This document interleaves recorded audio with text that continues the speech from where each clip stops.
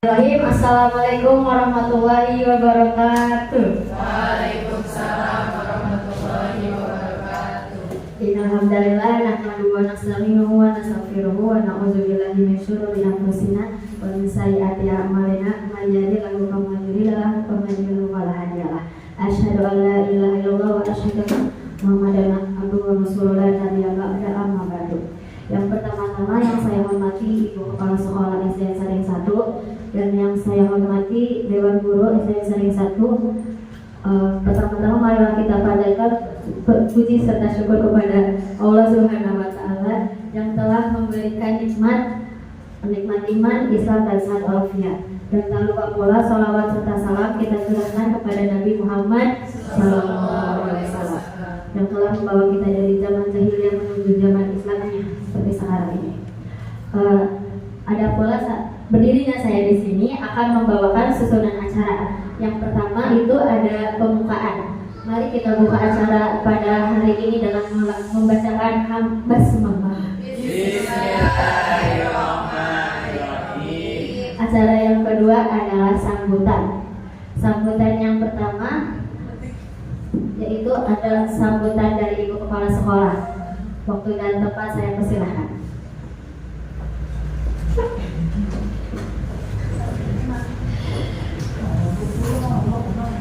Bismillahirrahmanirrahim. Assalamualaikum warahmatullahi wabarakatuh. Waalaikumsalam warahmatullahi wabarakatuh.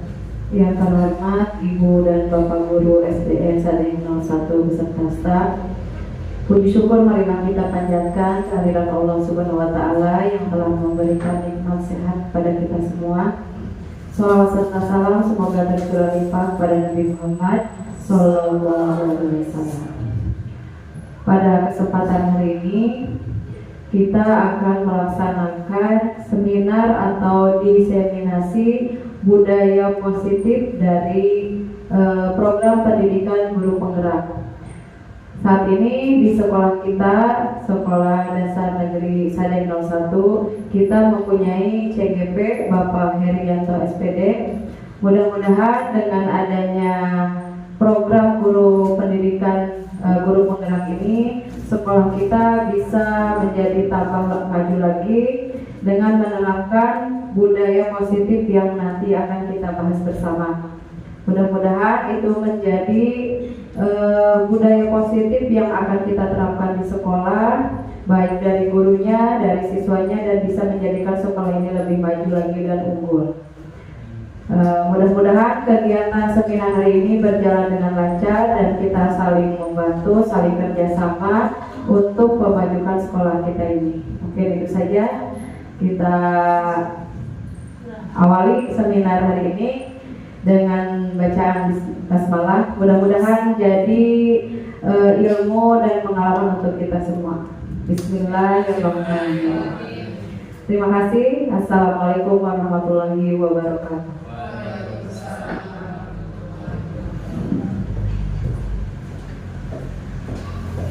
Terima kasih kepada Ibu Kepala Sekolah yang telah memberikan sambutannya. Yang acara kedua yaitu acara inti diseminasi budaya positif yang akan dibawakan oleh Bapak Heri. Kepada Bapak Heri saya persilahkan. Baik, terima kasih. Assalamualaikum warahmatullahi wabarakatuh. Alhamdulillahirabbil alamin. Assalatu wassalamu ala asrofil anbiya'i wal mursalin Sayyidina Muhammad wa ala alihi washabbihi ajmain. Amma ba'du. Yang saya hormati Ibu Kepala Sekolah SDN Saring 01 dan yang saya banggakan guru-guru SDN Saring 01 dan SDN Saring 02. Ada SDN Saring 02. Pertama, mari kita panjatkan puji syukur kita kepada Allah Subhanahu wa taala karena berkat rahmat dan karunia-Nya kita diberikan kesehatan, diberikan kelancaran untuk melaksanakan acara seminar budaya positif atau diseminasi budaya positif. Salawat serta salam semoga tetap tercurah limpahkan kepada junjungan kita, yakni Nabi besar Muhammad.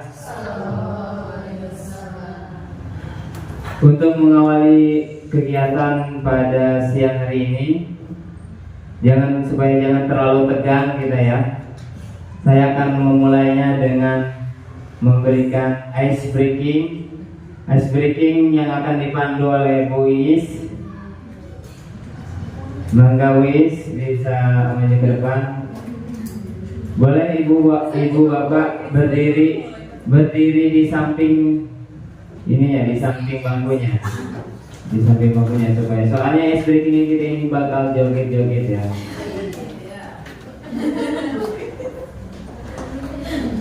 Supaya tidak tegang.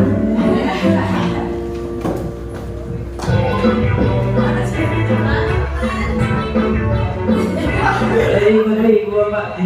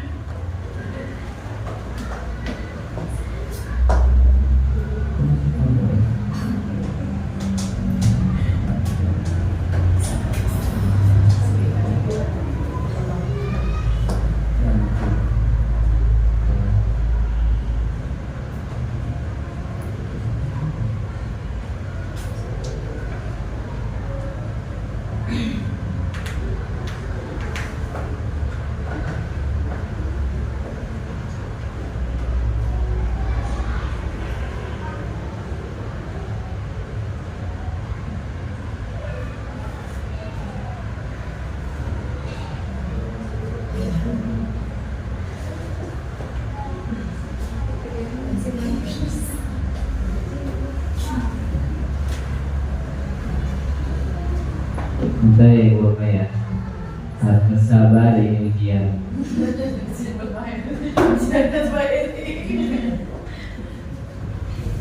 Wis bisa lihat ke sini? Iya. Bisa ya?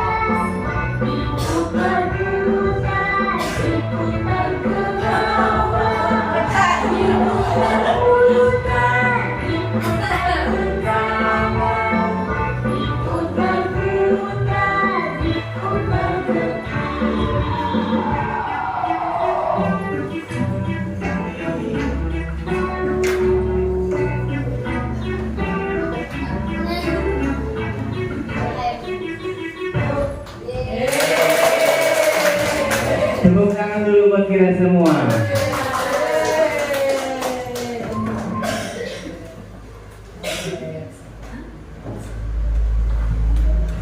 Baik, ada yang bisa mengungkapkan gimana perasaannya tadi setelah kita ice breaking? Bu Ana bisa? Gimana perasaannya Bu Ana? Perasaannya bersemangat, gembira, mungkin tambahan berkeringat ya, jadi berenergi untuk mengikuti seminar ini. Terima kasih. Terima kasih Bu Ana ya. Memang sengaja biar kita itu lebih semangat meskipun suasananya yang panas seperti ini ya. Langsung saja kepada materi kali ini, yaitu seminar budaya positif. Apakah sudah ada yang tahu tentang budaya positif di sekolah kita masing-masing? Ada yang bisa mengungkapkan tentang budaya positif? Apakah sudah pernah mendengar budaya positif di sekolah? Tidak ada? Tidak ada ya? Kalau tidak ada, di sini saya sudah ada angket yang harus diisi oleh ibu bapak. Nah, di sini ada angket diseminasi kegiatan budaya positif. Jadi sebelum mendengarkan materi atau menerima materi dari saya tentang diseminasi kegiatan budaya positif, di sini ada pertanyaan, apakah Anda setuju hukuman dapat meningkatkan disiplin diri siswa? Silahkan diceklis oleh ibu bapak ya. Saya bagikan dulu.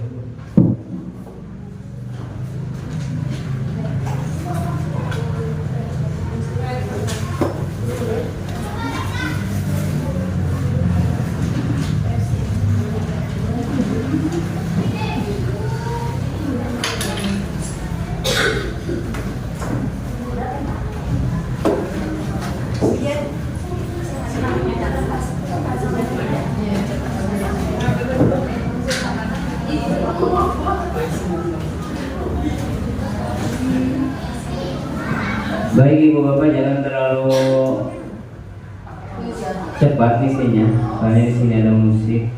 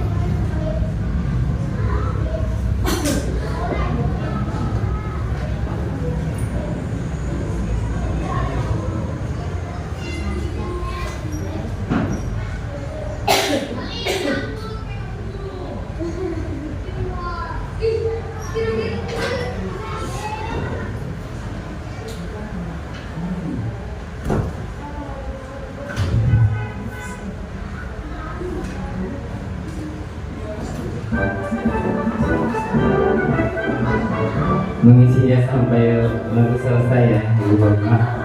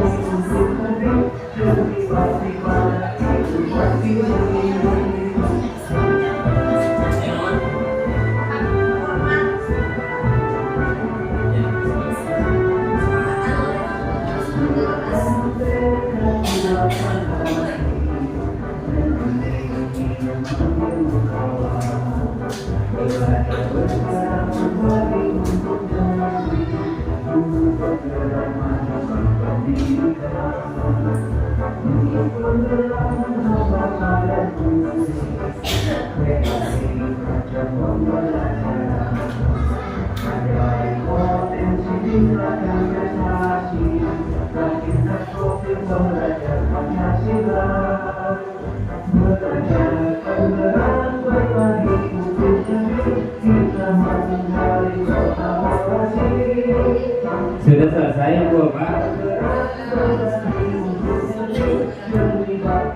Belum? Ya udah lanjutin belum. Sampai beres musiknya ya.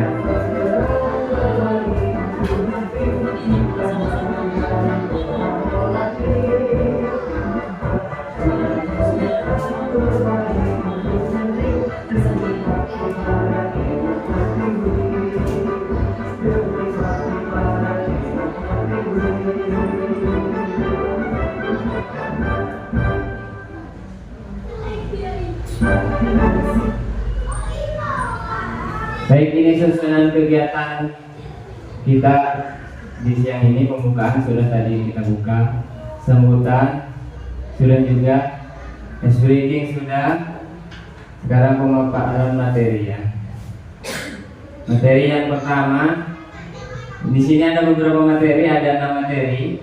Yang pertama yaitu disiplin positif dan nilai-nilai kebajikan. Yang kedua, teori motivasi, hukuman, dan penghargaan restitusi. Yang ketiga, keyakinan kelas. Selanjutnya yang keempat yaitu kebutuhan dasar manusia dan dunia berkualitas. Yang kelima yaitu 5 posisi kontrol. Yang keenam terakhir yaitu segitiga restitusi. Yang pertama yaitu disiplin positif dan nilai-nilai kebajikan. Tujuan dari disiplin positif ini, guru dapat menjelaskan makna kontrol dari paparan teori kontrol Dr. William Glasser serta miskonsepsi yang terjadi di kegiatan sehari-hari, serta dapat menjelaskan perubahan paradigma stimulus respon kepada teori kontrol. Yang selanjutnya tujuannya yaitu guru dapat menjelaskan makna disiplin positif dan mengamati penerapannya di lingkungan serta kaitan teori kontrol dengan 3 motivasi perilaku manusia. Tujuan yang ketiga yaitu guru menjelaskan pentingnya memilih dan menentukan nilai-nilai kebajikan yang akan diyakini dan disepakati seluruh warga sekolah sehingga kelak tercipta sebuah budaya positif. Nah, di sini ada konsepsi teori kontrol Dr. William Glasser. Yang pertama yaitu ilustrasi mengontrol murid. Yang kedua, ilusi bahwa semua penguatan positif, efektif, dan bermartabat. Yang ketiga, ilusi bahwa kritik dan membuat orang merasa bersalah dapat menguatkan karakter. Yang keempat, ilusi bahwa orang dewasa memiliki hak untuk memaksa. Bila kita ingin membuat kemajuan perlahan, sedikit-sedikit, ubahlah sikap atau perilaku Anda. Namun bila kita ingin memperbaiki cara-cara utama kita, maka kita perlu mengubah kerangka acuan kita. Ubahlah bagaimana Anda melihat dunia, bagaimana Anda berpikir tentang manusia. Ubahlah paradigma Anda, skema pemahaman dan penjelasan aspek-aspek tertentu tentang realitas. Nah, di sini ada stimulus respon dan teori kontrol. Nah, stimulus respon itu menurut kita itu realitas kebutuhan kita itu sama, tapi nyatanya ada teori kontrol itu realitas kebutuhan kita berbeda. Jadi setiap orang itu kebutuhannya berbeda-beda, ya, tidak sama. Nah, yang kedua yaitu semua orang melihat hal yang sama. Teori kontrolnya setiap orang memiliki gambaran berbeda. Jadi setiap murid itu memiliki gambaran berbeda, tidak semua sama, ya. Yang selanjutnya, kita mencoba mengubah orang agar berpandangan sama dengan kita. Nyatanya kita berusaha memahami pandangan orang lain tentang dunia. Perilaku buruk dilihat sebagai suatu kesalahan. Dari kontrolnya, nyatanya semua perilaku memiliki tujuan. Jadi perilaku anak itu memiliki tujuan masing-masing. Tidak semua tujuan, tidak semua kesalahan itu tidak memiliki tujuan, ya. Pasti anak itu memiliki tujuan membuat salah itu. Yang selanjutnya, orang lain bisa mengontrol saya. Dari kontrolnya hanya Anda yang bisa mengontrol diri Anda. Saya bisa mengontrol orang lain, Anda tidak bisa mengontrol orang lain. Pemaksaan ada pada saat bujukan gagal. Teori kontrolnya, kolaborasi dan konsensus menciptakan pilihan-pilihan baru. Model berpikir menang atau kalah. Teori kontrolnya, model berpikir menang dan menang. Tujuan disiplin positif menanamkan motivasi untuk menjadikan orang lain orang yang mereka inginkan dan menghargai diri sendiri dengan nilai-nilai yang mereka percaya. Yang kedua, akan tetap berperilaku baik dan berlandaskan nilai-nilai kebajikan karena mereka ingin menjadi orang yang menjunjung tinggi nilai yang mereka hargai untuk mencapai tujuan mulia. Makna kata disiplin. Menurut Bapak Pendidikan kita, Ki Hajar Dewantara menyatakan bahwa di mana ada kemerdekaan, disitulah harus ada disiplin yang kuat. Sungguh pun disiplin itu bersifat self-disiplin, yaitu kita sendiri yang mewajibkan kita dengan sekeras-kerasnya. Tetapi itu sama saja, sebab jikalau kita tidak cakap melakukan self-disiplin, wajiblah penguasa lain mendisiplinkan diri kita. Dan peraturan demikian itulah harus ada di dalam suasana yang merdeka. Ki Hajar Dewantara, Pemikiran Konsep Keteladanan Sikap Merdeka 2013. Definisi merdeka. Merdeka iku Jawanya, ini bahasa Jawa ya. Merdeka iku Jawanya Nora mung lepasing pangreh ngimunggah kuat kuasa aman diri priyangga. Merdeka itu artinya tidak hanya terlepas dari perintah, akan tetapi juga cakap buat memerintah diri sendiri. Jadi merdeka belajar itu tidak hanya terlepas dari perintah, ya, tidak hanya terlepas dari perintah, tapi dia juga cakap buat memerintah diri sendiri ke arah yang positif yang tadi, ya. Disiplin menurut Dian Gosen. Yang pertama nomor 1 yaitu dia menyatakan bahwa arti dari kata disiplin berasal dari bahasa Latin, disiplin yang artinya belajar. Kata disiplin juga berasal dari akar kata yang sama dengan disip atau murid dan pengikut. Untuk menjadi seorang murid atau pengikut, seseorang harus paham betul alasan mengapa mereka mengikuti suatu aliran atau ajaran tertentu, sehingga motivasi yang terbangun adalah motivasi intrinsik, bukan ekstrinsik. Nilai-nilai kebajikan adalah sifat-sifat positif yang merupakan tujuan mulia yang ingin dicapai setiap individu. Menyatakan bahwa setiap perubahan memiliki suatu tujuan. Mengemukakan bahwa dengan mengaitkan nilai-nilai kebajikan yang diyakini seseorang, maka motivasi intrinsik akan terbangun sehingga menggerakkan motivasi dari dalam untuk dapat mencapai tujuan mulia yang diinginkan.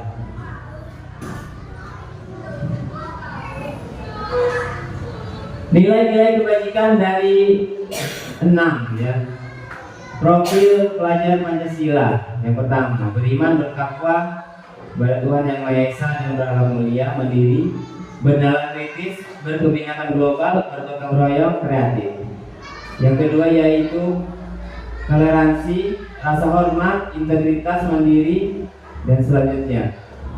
Yang ketiga yaitu 9 pilar karakter IHF, cinta Tuhan dan segenap ciptaannya, kemandirian dan tanggung jawab, kejujuran, hormat dan santun, dermawan, percaya diri, kreatif dan pekerja keras, kepemimpinan dan keadilan, baik dan rendah hati, toleransi, kedamaian dan kesatuan.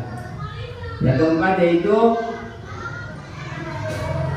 live long, vigilance, dan live skill, dapat dipercaya, lurus hati, pendengaran yang aktif, tidak merendahkan orang lain, memberikan yang terbaik, petunjuk hidup, peduli, penalaran, bekerja sama, keberanian, keingintahuan, usaha, kelulusan, berorganisasi, kesabaran, dan selanjutnya. Bisa dibaca sendiri ya Ibu Bapak ya. The 7 essential virtue. Suara hati, kontrol diri, rasa hormat, kebaikan, toleransi, keadilan, dan empati. The Virtuous Project, proyek nilai-nilai kebajikan. Jadi nilai-nilai kebajikan ini ada banyak ya Ibu Bapak. Yang pertama ada peduli, rajin, integritas, rasa hormat, keterus-terangan, keberanian, kebahagiaan, tanggung jawab, dan bisa dilihat yang lainnya dan dibaca sendiri-sendiri ya Ibu Bapak ya. Nanti kita bakal membuat nilai-nilai kebajikan yang ada di sekolah kita ya. Apakah sudah ada? Kalau sudah ada, apakah harus ditambahkan? Dan kalau tidak ada, kita buat langsung sekarang ya. Nah, diskusikan dan sepakati. Apa saja nilai-nilai kebajikan di sekolah kita selama ini? Apakah perlu dirubah atau ditambah? Apakah sudah ada nilai-nilai kebajikan yang diterapkan di sekolah ini, Bapak? Ada ya. Yang pertama apa? Yang pertama boleh kita ini apa? Diskusi. Kalau diskusi ya. Nilai-nilai kebajikan.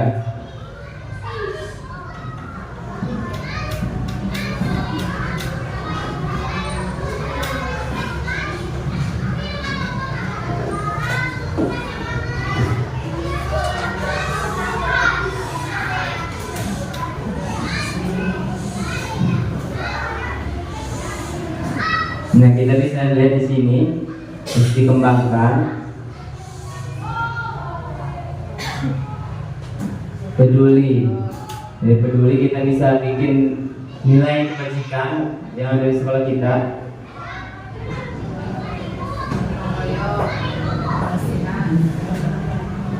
Kenapa?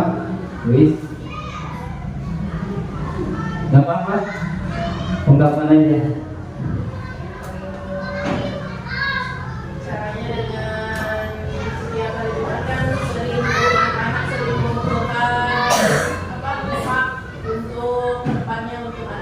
Nah, mengumpulkan infak untuk peduli.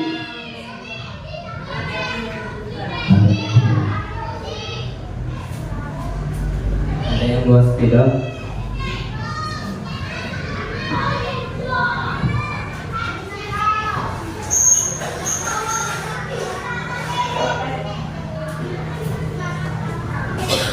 Kita tulis ya, dan kita sepakati bersama nilai kebajikan.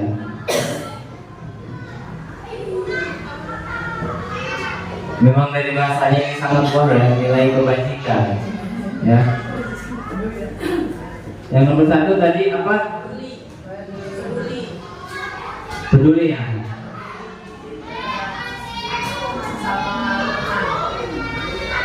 Peduli. Ininya deskripsinya apa? Kegiatan yang kita lakukannya.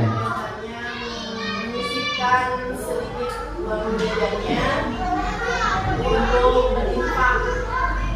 Menyisihkan uang jajan ya.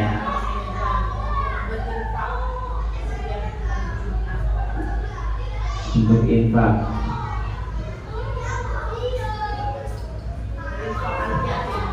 Setiap hari Jumat dikajian.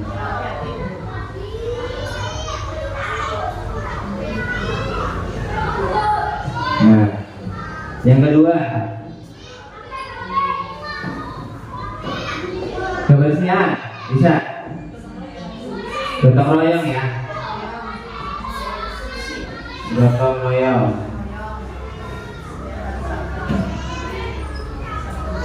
Saksi apa jumsi? Saksi ya. Mengadakan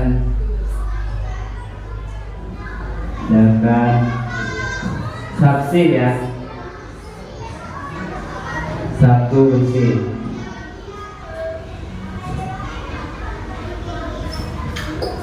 Yang kedua, ya yang ketiga. Dalam pembelajaran ibu bapak ada nggak nilai kebajikan?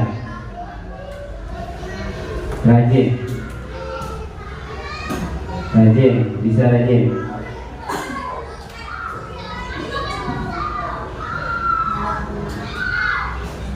Menolong teman. Kalau menolong berarti. Kalau menolong. Peduli sama aja tidak? Sama ya, empati ya. Dalam pembelajaran, kejujuran.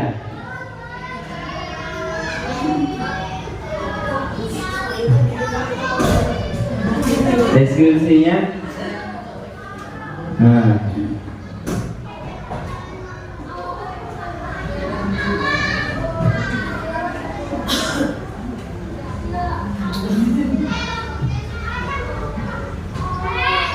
Oke, 3 aja ya. Ya terlalu banyak. Oke, kita sepakati nilai-nilai kebajikan di sekolah kita. Yang pertama yaitu peduli. Peduli di sini menyisihkan uang jajan untuk infak anak yatim setiap hari Jumat. Sudah kita lakukan ya, ya. Yang kedua itu gotong royong, mengadakan saksi Sabtu bersih. Sudah kita lakukan juga ya. Sudah, alhamdulillah. Yang ketiga yaitu kejujuran. Ini dalam pembelajaran ya, tidak mencontek ketika ulangan ya. Nah, oke, berarti kita sudah sepakati nilai-nilai kebajikan yang ada di sekolah kita. Bisa kita lanjut materinya Ibu Bapak? Masih semangat? Semangat ya. Coba kita tepuk semangat dulu ya supaya tambah semangat ya. Tepuk semangat.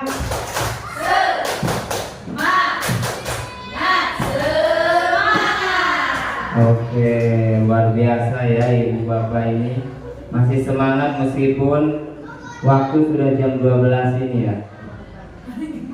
Nah, materi yang kedua yaitu teori motivasi, hukuman dan penghargaan. Nah, restitusi. Selama ini kita itu suka menghukum ya, menghukum. Nah, menghukum itu sama tidak dengan apa ya?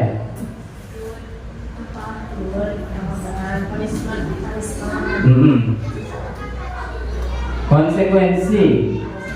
Nah, menurut Bapak Ibu hukuman sama konsekuensi sama apa tidak? Ada yang bisa menjawab? Boleh?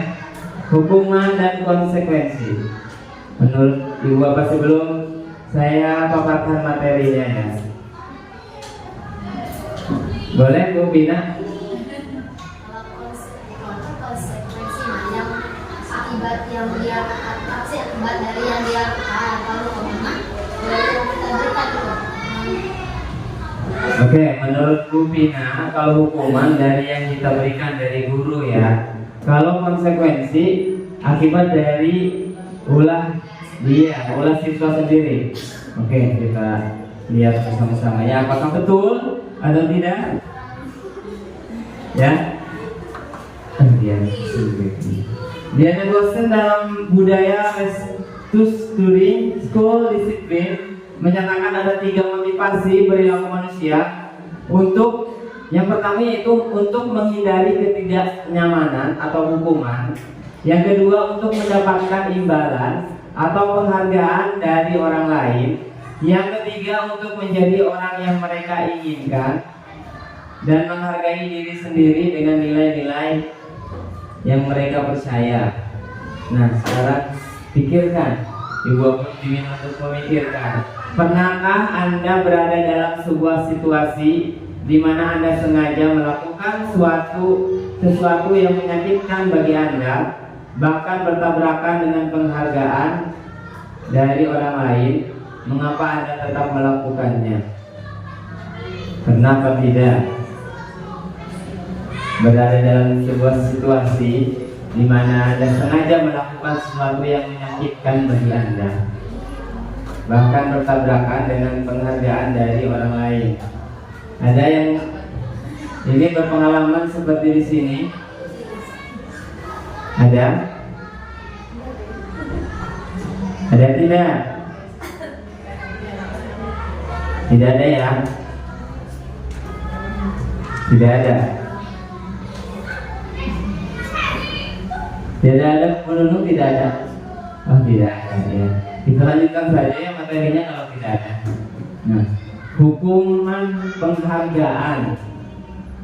Di sini Iva kurang menguasai pelajaran matematika, sehingga pada saat pelajaran tersebut berlangsung, dia lebih banyak berdiam diri atau menggambar di buku pelajarannya. Pada saat guru matematikanya, Pak Seno, menanyakan pertanyaan, Iva menjadi gugup dan tak sengaja menjatuhkan tasnya dari kursi, serta tiba-tiba menjadi gagap pada saat berupaya menjawab. Seluruh kelas pun tertawa melihat perilaku Iva yang berbicara, tergagap dan terkejut tersebut.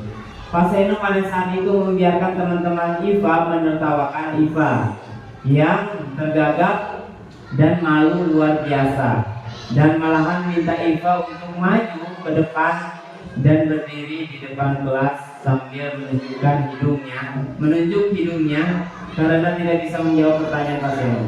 Kelas makin gaduh dan anak-anak pun tertawa melihat Iva di depan kelas memegang ujung hidungnya.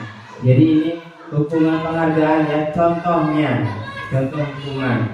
Nah, pertanyaannya, apakah Anda setuju dengan tindakan Pak Seno terhadap Iva? Ada yang bisa menjelaskan? Tidak, Wis. Kenapa tidak, Wis? Supaya suara terdengar.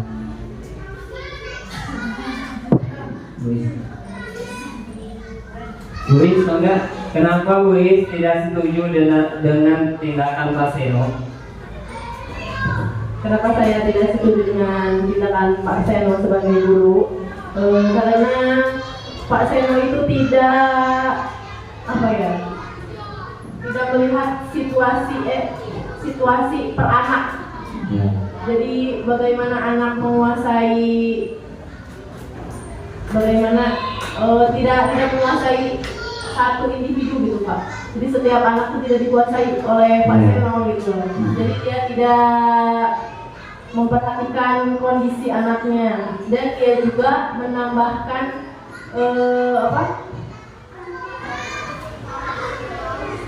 menambahkan hukuman. Ya, menambahkan hukuman. Padahal anaknya itu sudah tidak berdaya ya. Sudah ya. Ya. Bisa kasih tepuk tangan dulu baru ini. Nah, saya ada ini nih, yel ya.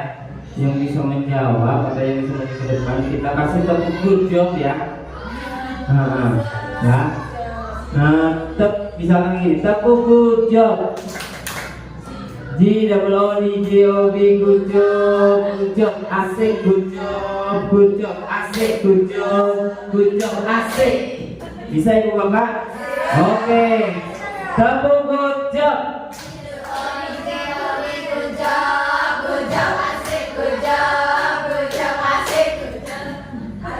Asik 3 kali ya supaya asik.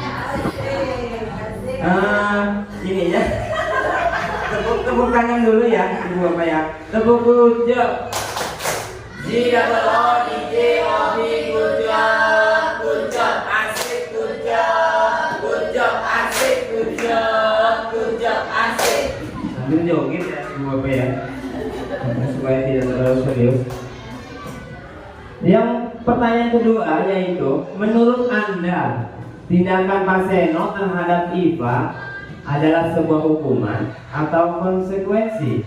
Mengapa? Oke, ada yang bisa jawab lagi?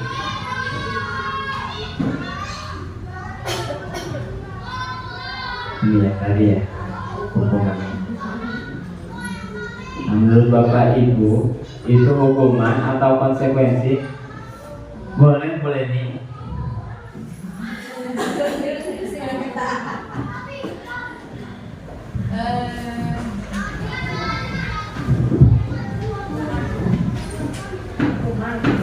Kalau menurut saya itu hukuman dan konsekuensi.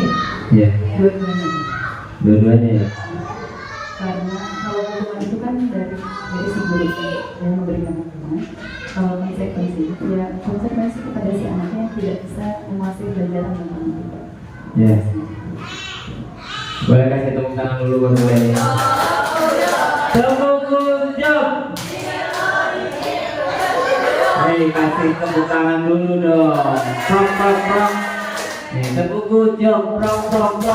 GWODJOB, good job, asik, good job, asik, good job, asik. Seperti itu ya. Nah, ini hukuman atau konsekuensi? Nah, sepertinya kita belum tahu ya apa itu hukuman dan apa itu konsekuensi. Nah, kita cari tahu dulu di sini ya.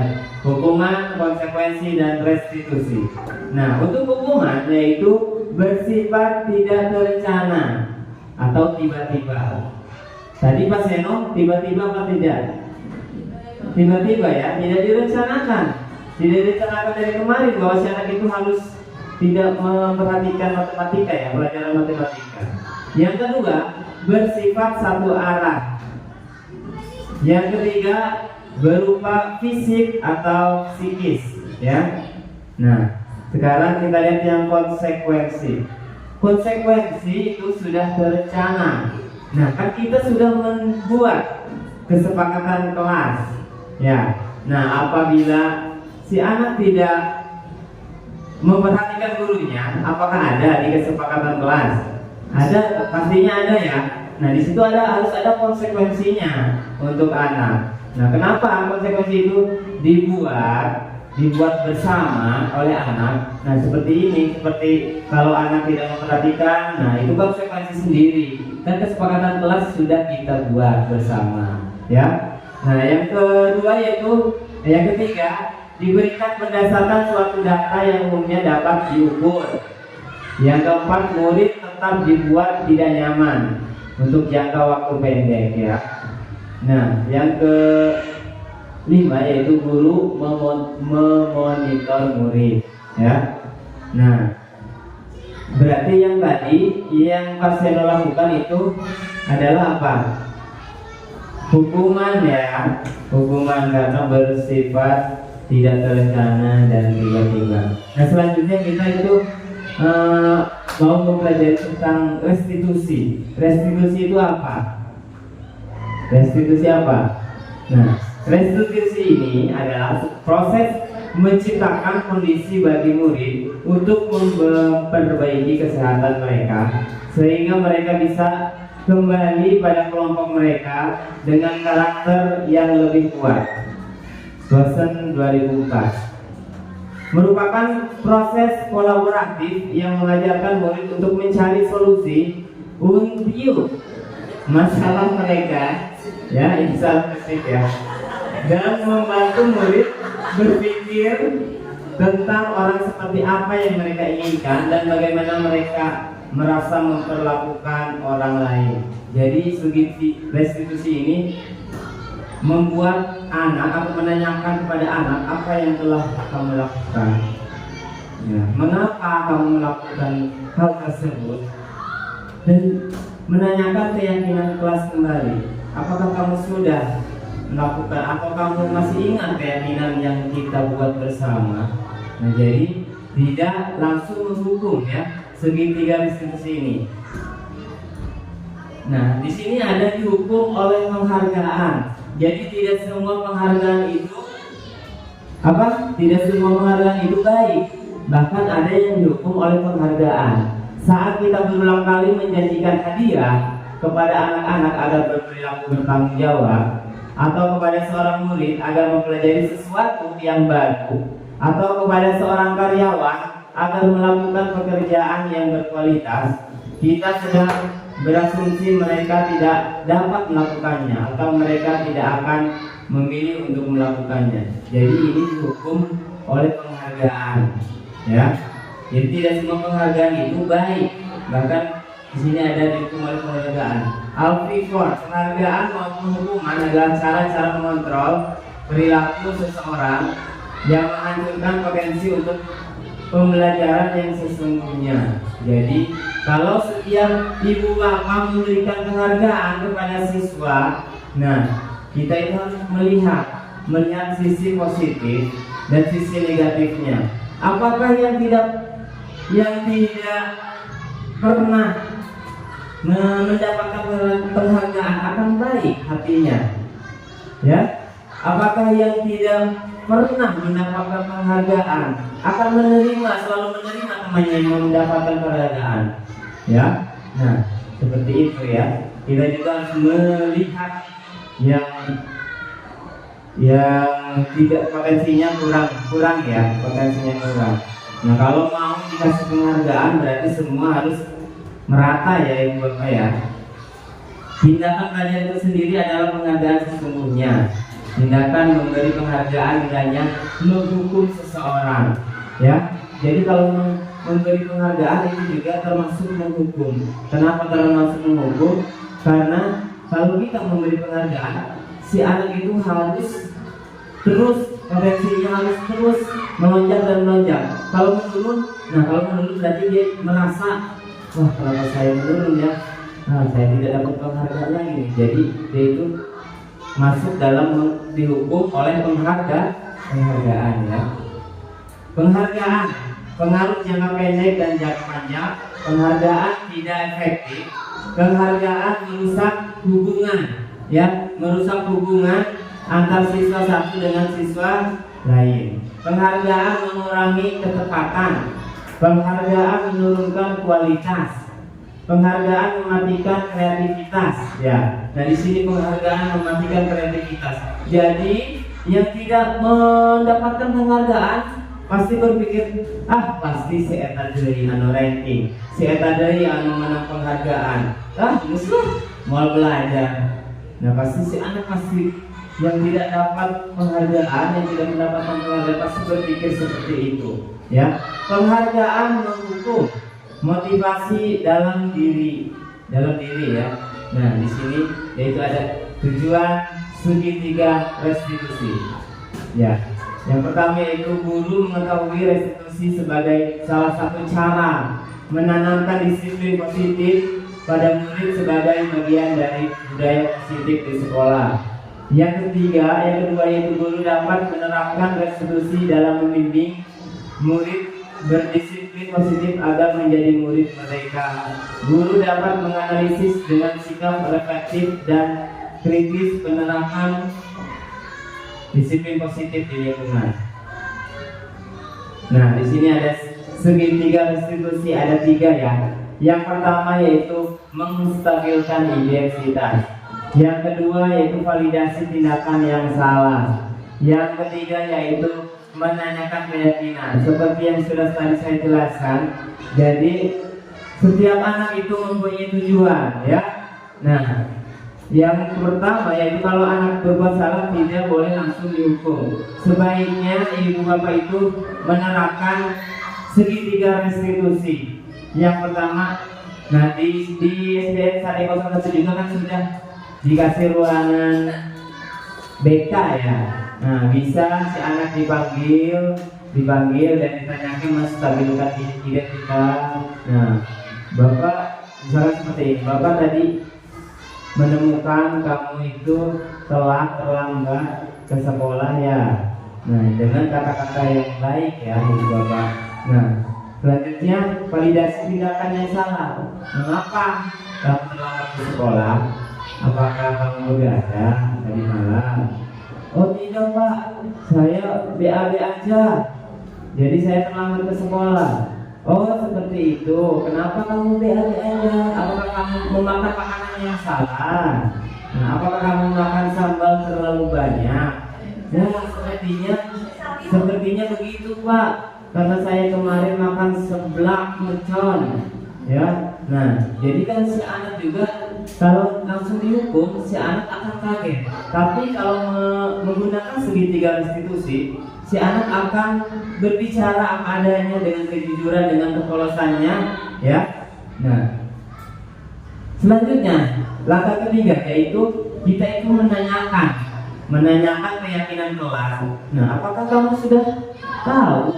Apakah kamu sudah tahu keyakinan kelas yang kita setujui bersama itu apa? Ya, keyakinan kelasnya. Oh iya pak, ternyata masuk keluar sekolah tepat waktu. Nah, kalau seperti itu, gimana cara kamu untuk kedepannya tidak terlambat lagi? Oh iya pak, ternyata saya sudah melanggar keyakinan kelas yang telah kita sepakati bersama pak. Saya minta maaf ya pak. Nah, di guru gimana responnya? Ya semangat ya belajarnya. Pokoknya nada-nada yang ramah dan kata-kata yang positif ya di segitiga restitusi. Nah, iya karena kita itu kurikulum mereka ya. Biarkan anak berkembang sesuai kodratnya masing-masing, kodrat alam dan kodrat zaman ya. Tapi kadang-kadang seperti itulah. 5 kebutuhan dasar manusia, yaitu kebutuhan bertahan hidup, kebutuhan untuk diterima, kebutuhan akan pilihan, kebutuhan pengakuan atas kemampuan, kebutuhan akan merasa senang. Nah, menurut ibu bapak, kebutuhan mana yang nomor 1 menurut ibu bapak? Boleh Bu Irma? Menurut Bu Irma itu kebutuhan dasar manusia yang paling nomor 1 di dalam hati Bu Irma itu kebutuhan yang mana tuh?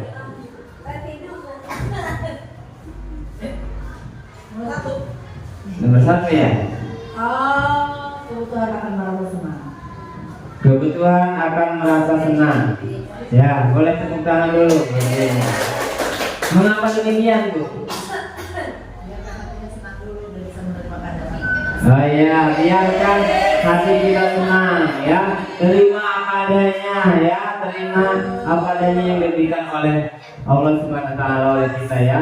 Nah, kita kembali lagi ke kebutuhan dasar manusia. Ternyata kebutuhan dasar manusia itu yang pertama yaitu seperti tadi kata Bu Irma, kebutuhan akan merasa senang ya.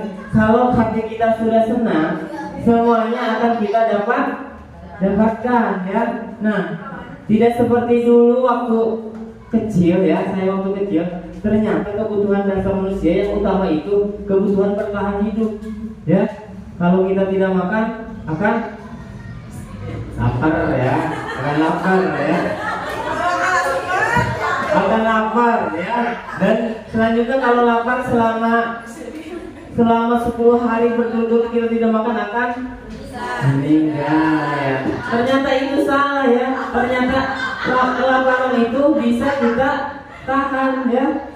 Bisa kita tahan. Ternyata kebutuhan akan merasa senang itu lebih utama ya. Menurut saya ya. Menurut saya kalau kita hatinya sudah senang ya, lapar pun akan tetap lapar ya Bapak ya. Ya. Lapar itu akan hilang kalau kita sudah makan ya. Nah, walaupun tak punya uang, ya. Tepuk tangan dulu buat kita semua ya.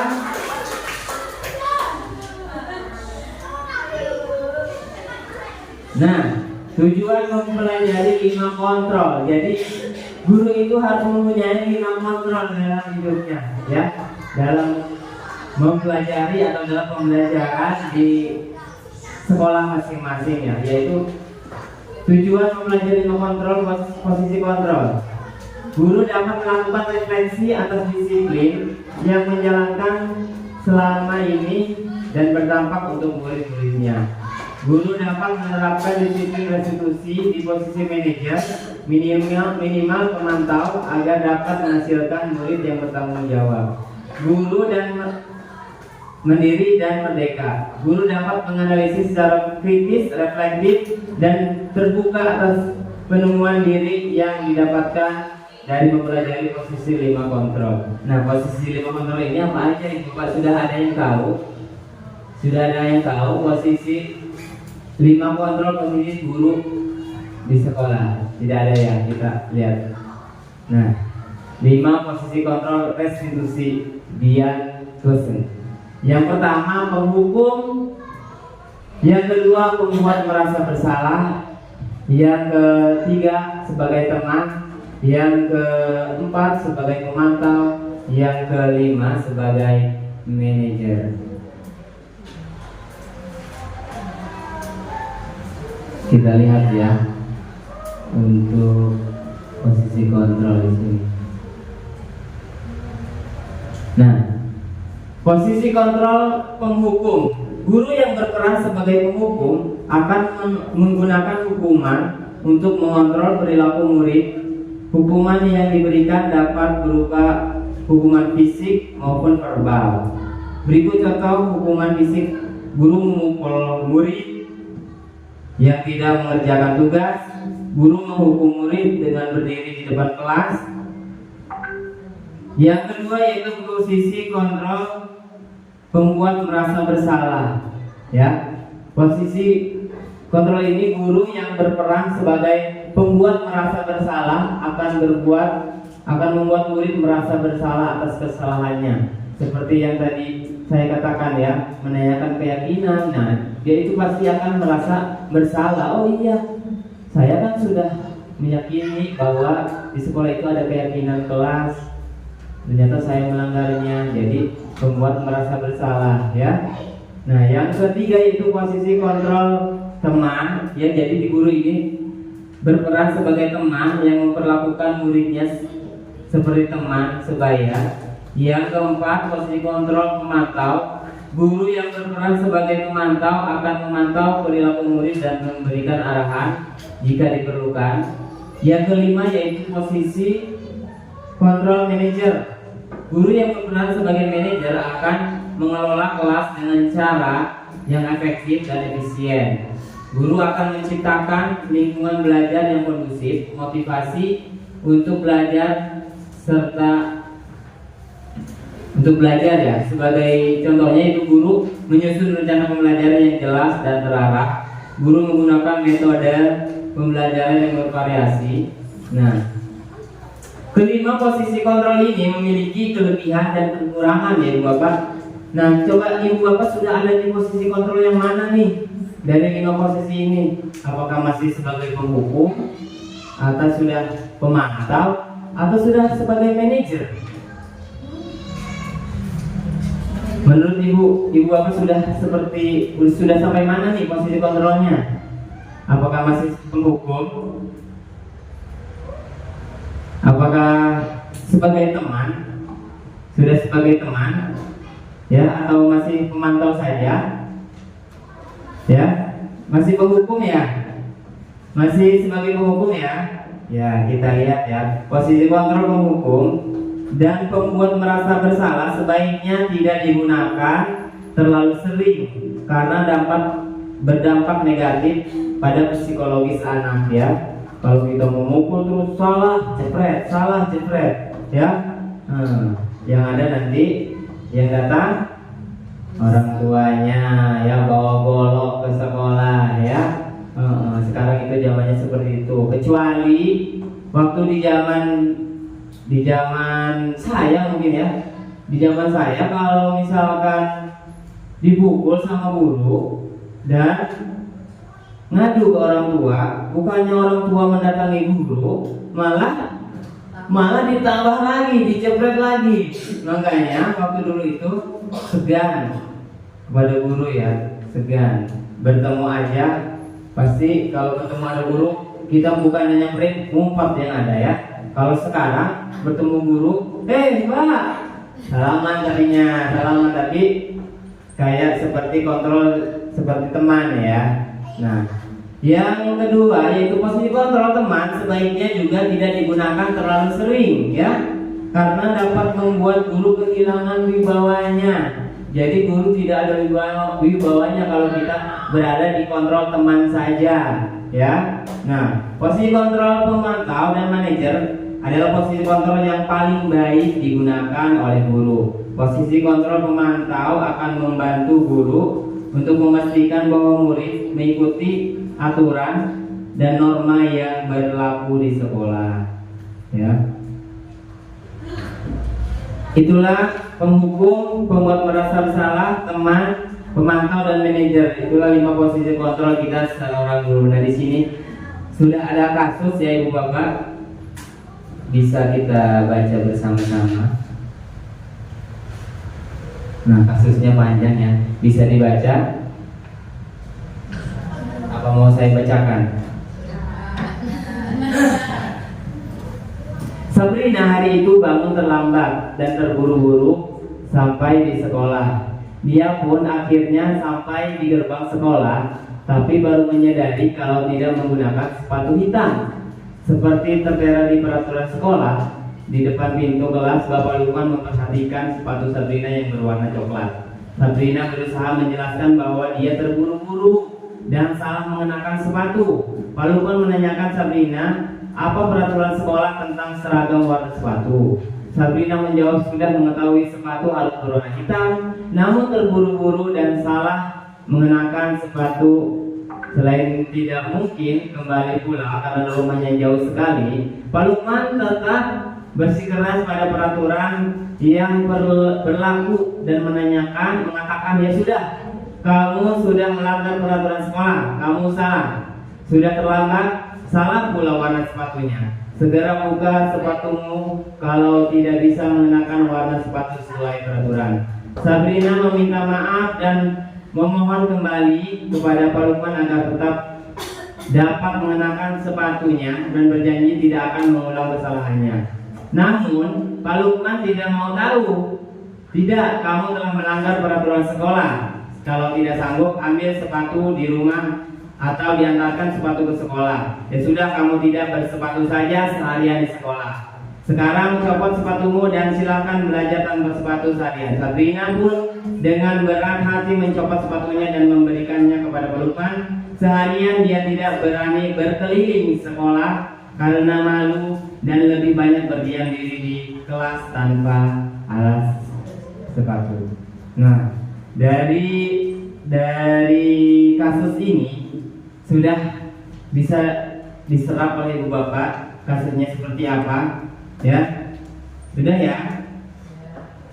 Sudah ya? Masih semangat ini Ibu Bapak ya? Semangat ya? Nah, bentar Ibu Bapak sebentar lagi beres ya. Nah, kasus ini aja satu lagi beres ya. Nah, sudah diserap ya kasusnya ya. Nah, selanjutnya kita ke pertanyaan. Silakan Ibu Bapak dijawab ya masing-masing. Di sini ada pertanyaan. Nah, posisi kontrol apa yang diambil Pak Lukman? Yang kedua, kalimat mana yang menunjukkan Pak Lukman sebagai posisi kontrol tersebut? Ya, tersebut itu yang satu ya. Yang ketiga, jika Pak Lukman mengambil posisi manajer, apa yang akan dikatakan Pak Lukman? Yang keempat, yaitu pertanyaan apa yang seharusnya dikatakan Pak Lukman jika mengambil posisi manajer? Ya, boleh 5 menit ya Ibu Bapak ya. Saya kasih waktu untuk mengisi berdiskusi, boleh berdiskusi dengan teman sejawatnya, boleh berdiskusi dengan teman sejawatnya 5 menit ya.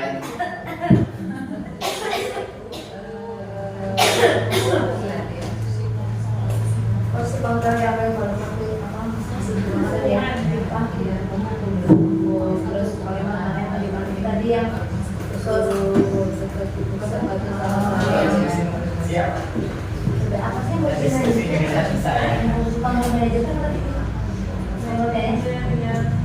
yang berbawah yang itu yang menanyakan dulu ya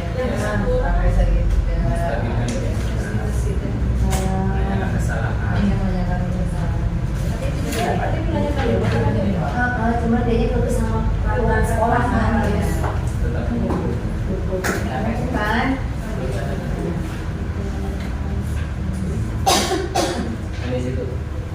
itu ada yang nomor 2, kalimat mana yang menunjukkan Pak Lukman sebagai posisi kontrol tersebut?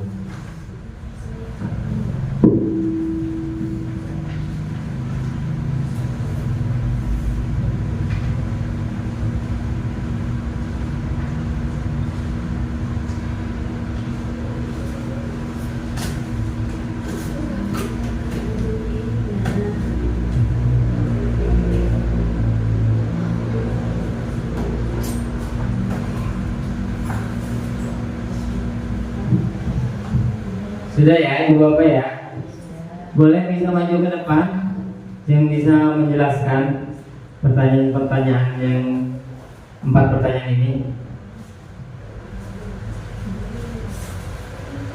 Boleh berdua lah, kalau mau bersatu, berdua.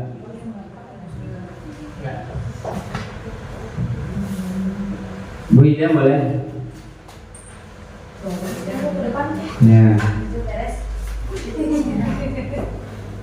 Ini pasti setiap guru memiliki pandangan berbeda ya.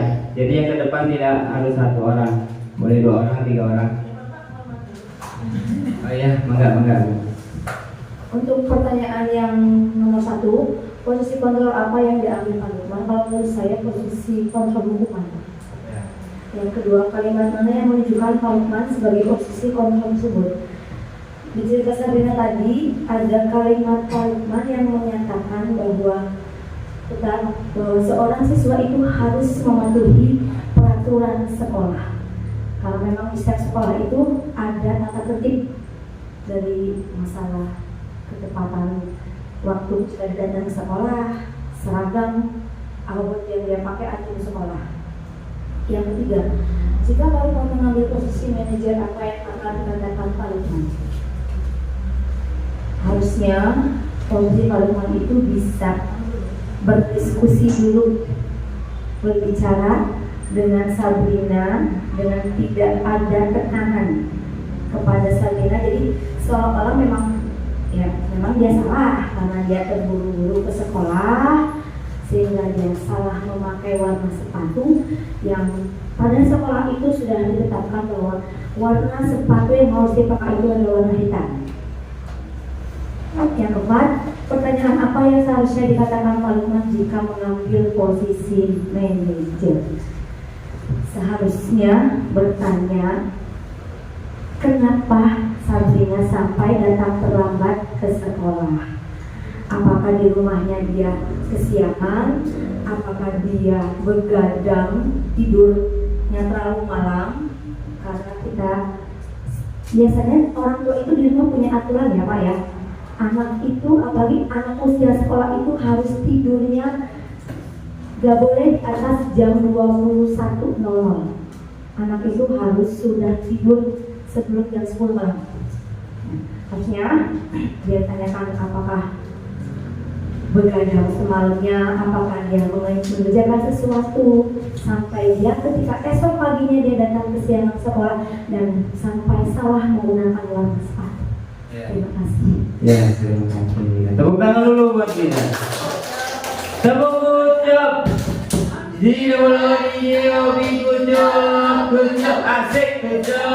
Good job, asik, good job, asik.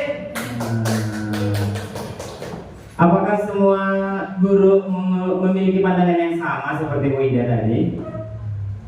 Apakah ada yang beda? Bu Astri mungkin beda pandangannya? Bu Bina? Sama ya? Bu Nunung sama, Bu Nunung? Oh iya sama.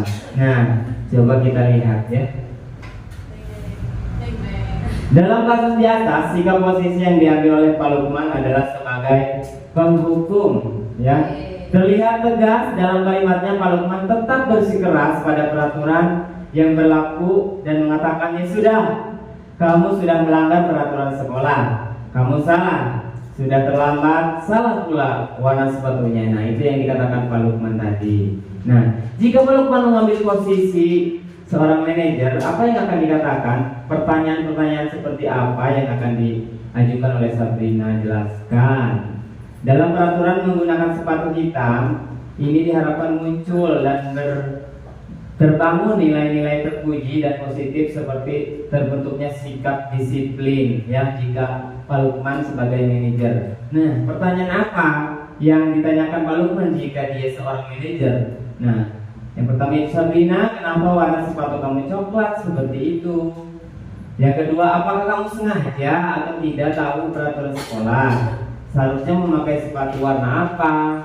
Nah, yang ketiga, terburu-buru, mengapa bangunnya bisa kesiangan? Nah, ini seperti tadi ya, jadi tidak, manajer itu tidak langsung menghukum dan tidak langsung mengasih konsekuensi, tapi posisi manajer ini menggunakan segitiga restitusi ya,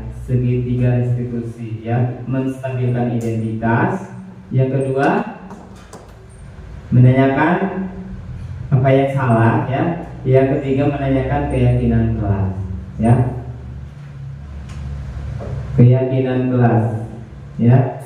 Jadi keyakinan kelas itu bersifat lebih abstrak daripada peraturan, lebih rinci dan konkret, berupa pernyataan-pernyataan universal, senantiasa dibuat dalam bentuk positif, hendaknya tidak terlalu banyak sehingga mudah diingat dan dipahami oleh semua warga kelas. Jangan terlalu banyak ya ibu bapak, jangan sampai 10, 15, cukup 6 saja tapi dikerjakan oleh siswa ya, daripada ada 15, ada 10 tapi tidak ada yang dikerjakan ya, malah salah satu saja yang dikerjakan. Sebaiknya sesuatu yang dapat diterapkan di lingkungan tersebut, semua warga kelas hendaknya ikut berkontribusi dalam pembuatan keyakinan kelas lewat kegiatan curah pendapat. Keyakinan kelas bersedia meninjau kembali keyakinan kelas dari waktu ke waktu. Nah, contoh keyakinan kelas dari hormat ya. Kami meyakini bahwa sangat penting untuk menghormati semua orang dan barang milik orang lain. Bekerja, kami meyakini bahwa sangat penting untuk mengerjakan segala pekerjaan atau mengikuti kegiatan yang telah ditugaskan, diterima dan memiliki. Kami meyakini bahwa sangat penting untuk merasa diterima pada suatu kelompok dan saling peduli atau dengan yang lain. Peduli satu dengan yang lain ya, bukan satu ya. Nah, ini contoh keyakinan kelas 3 ya. Cuma 3 tapi semuanya dapat ya, Bapak ya. Nah, terima kasih. Salam guru penggerak. Nah, semoga apa yang kita dapatkan pada kegiatan kali ini, diseminasi budaya positif, bisa diterapkan di sekolah kita masing-masing, khususnya di kelas kita ya. Seperti yang tadi kita refleksi lagi ya, seperti yang paling penting itu menerapkan segitiga restitusi ya Ibu Bapak ya. Nah, jangan sampai kita menghukum atau menghukum fisik ya, berdiri suruh berlari aja tidak boleh, apalagi menghukum fisik ya. Nah, sebelum saya mempelajari tentang budaya positif, sebelum saya terjun ke guru penggerak, saya itu sering menghukum ya, menghukum seperti berlari ya, berlari di lapangan. Nah, apakah Ibu Bapak sekarang suka melihat saya menghukum berlari? Tidak ya, tidak pernah ya. Karena menghukum itu tidak boleh ya Ibu Bapak. Kalau kita bisa menuntun, mengapa kita harus menghukum ya Ibu Bapak ya? Sebaiknya kita menuntun ya, menuntun sesuai dengan kodratnya masing-masing ya, karena semua siswa itu memiliki kodratnya masing-masing berbeda-beda ya, seperti yang tadi dikatakan Bu Iis ya, yang kasus satu tadi. Nah, bahwa siswa itu memiliki karakter berbeda-beda ya, jadi kita itu sebagai seorang pendidik itu harus mengetahui karakter satu siswa dengan siswa yang lain ya, bahwasanya siswa itu memiliki karakter yang berbeda-beda ya. Nah, terima kasih banyak karena setelah menyempatkan waktunya untuk kegiatan atau tugas saya di modul 1.4 ini, diseminasi budaya positif ya. Kalau ada tutur kata yang salah, penyampaian yang salah, mohon maaf yang sebesar-besarnya. Sekian dari saya, wabillahi taufiq wal hidayah. Wassalamualaikum warahmatullahi wabarakatuh.